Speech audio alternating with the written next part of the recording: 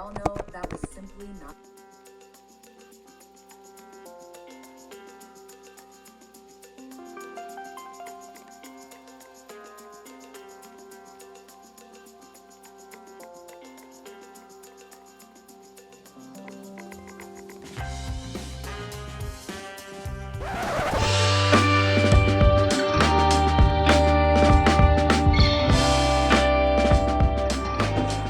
Okay, guys, we need to talk. I just got back from watching the Renaissance film and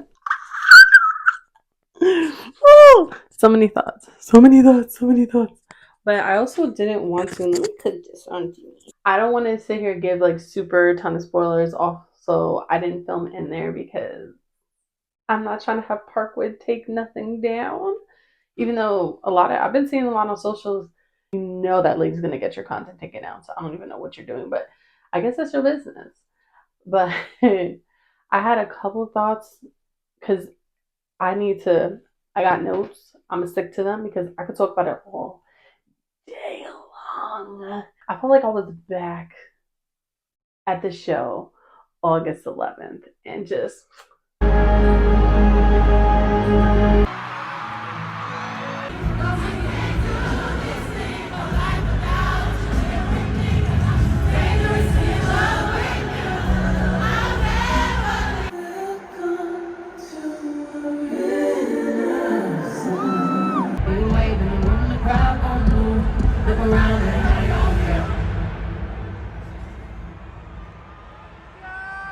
look around, it's me.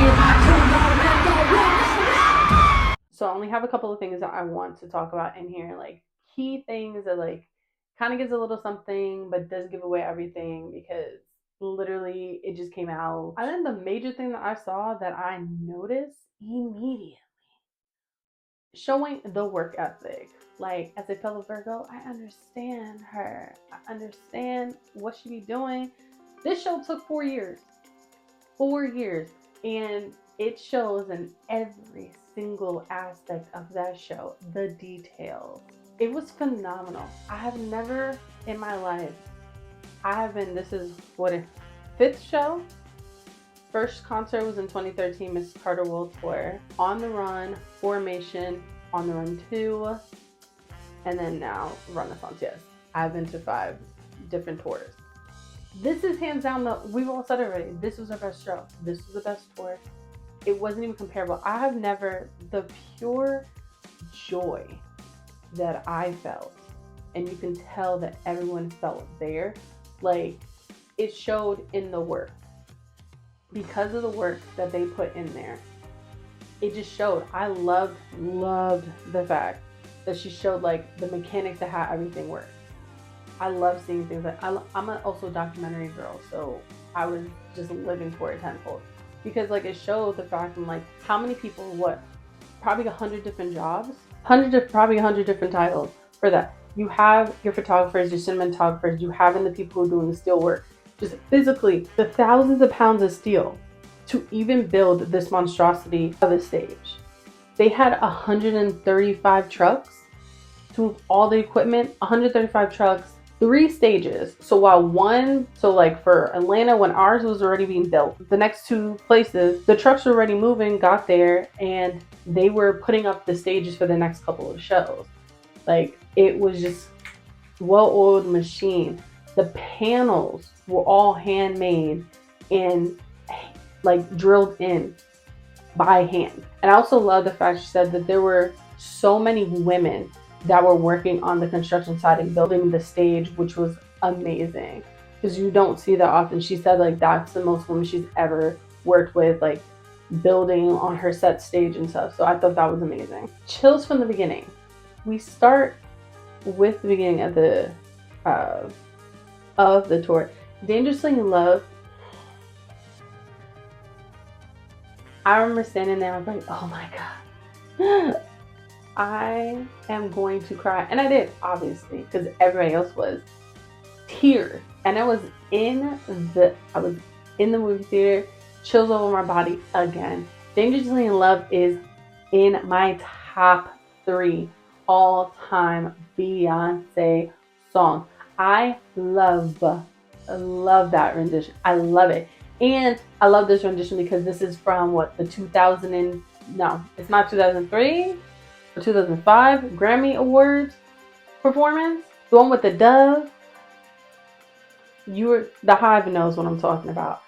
Ooh, it just every single time I hear it, and the fact that her voice has gotten even better as she's gotten older, which is insane. Another thing that she did talk about was the health. She's been over 30 years that she's been so lucky that she still essentially has her voice and can still perform when she's sick and all these other issues come in, because Mama had bronchitis the whole tour because of the pyros and all of the smoke.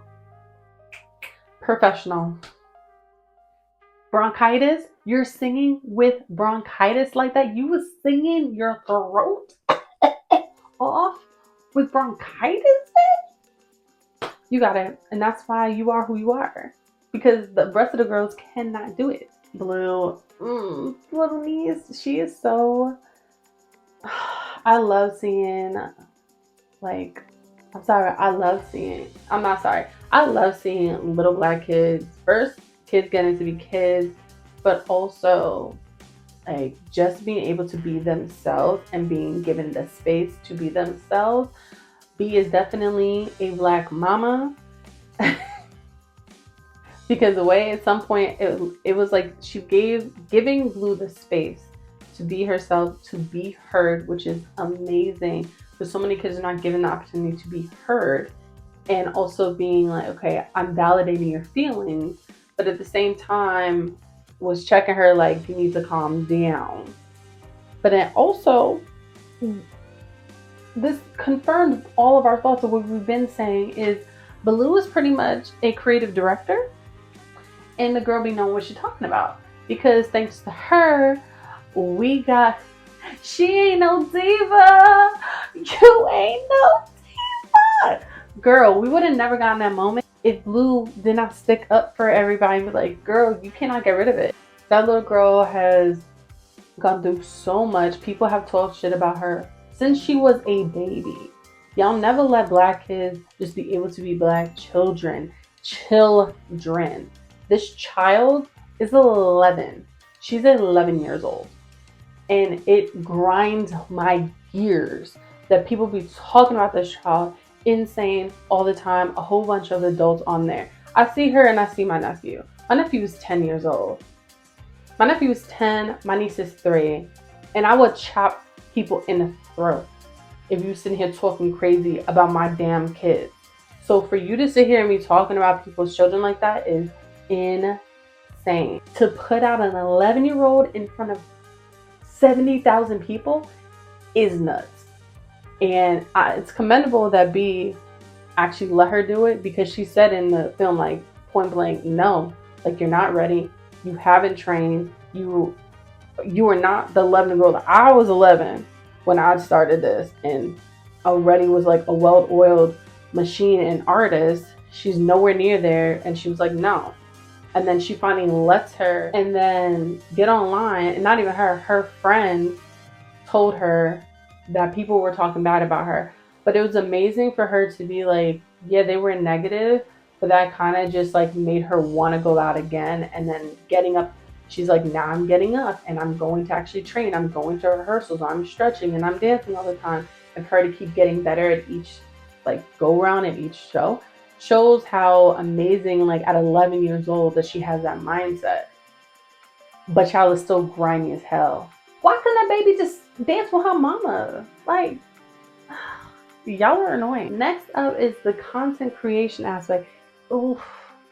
I've always loved the movies. I've been going to the movies, like, I mean, everyone does, but I love the movies. I love going to theater. I love the whole experience of going to the theater, getting this down, going for 2 to 3 hours, just immersing yourself in a whole nother world and a story. I love everything about it. I've always had that. Me and my mom and my brothers used to go to the movies all the time. And then now, like, actually making content and then getting more into like, like learning about lighting and actually I've always been interested in how movies get made and how any content gets made. But now after making content and you're like, oh my God. Like, I'm like, what camera did they use? What lens did they use? This looks insane. The editing. I love how beautiful everything looks. I've never seen, like, I feel like, I mean, granted, I don't have 20/20 vision, but even if I did, I feel like, even with my glasses on, which gives me perfect vision, it feels like you're not even using your own eyeballs to see it. It looks phenomenal. So the editing, one thing I do wish they would have done more was like when she walking, everybody know that moment when she doing her Naomi Campbell catwalk down for Wetter Remix. What y'all should have done was change up, like there are plenty of fan edits. We had over 100 and something looks. When she did that walk, I should have seen at least 10 different looks in that moment. Sickening. It would have been sickening. It would have been sickening. But that's really like my major just complaint, because I just give it to me. You gave me crumb. I want a little more. Also, just a personal grievance that Atlanta show, because when it said, "Oh, you won," we should have been in the new challenge section. I'm just saying. Ooh, the next thing that I absolutely loved about this is her showing her relationship with how she mothers Blue in their relationship, but definitely the relationship with her and Miss Tina, because I love it. It's seeing her as her being a daughter, but then her getting support from her mom because she's a mom, and like the mothering there was super cute. And like clearly Miss Tina, like I just saw a post, Miss Tina said that B was working on this for 24 hours. She literally left the studio to drop the kids off to school, to pick them up, shower, change, and she was right back. And Miss Tina was like in the last days of them finishing this up. Miss Tina was in the studio every day, sleeping in the studio with B while she was finishing this. That is such a mama thing to do. And I love it. Like, because I can totally see my mama doing that. Like, I just,